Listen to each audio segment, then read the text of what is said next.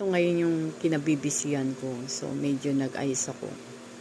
Di ba yun yung hagdanan. Tapos, inayos ko rin yung baba. So, ito. Gumawa ako ng mini bar. May nagbigay sa akin ng kahoy kasi. Ayan. So, naisip ko, ano kayang gagawin ko dito? Mini bar. Yan.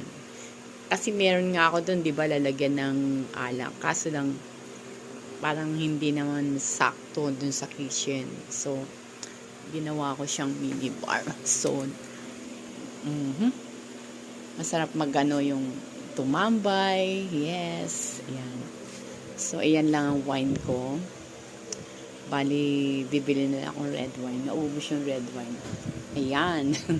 Ito, naubos namin to nung pandemya. Sa takot. Grabe. So, hindi ako masyadong bumibili pa ngayon ng wine. Masarap kasi ang wine pag na-stock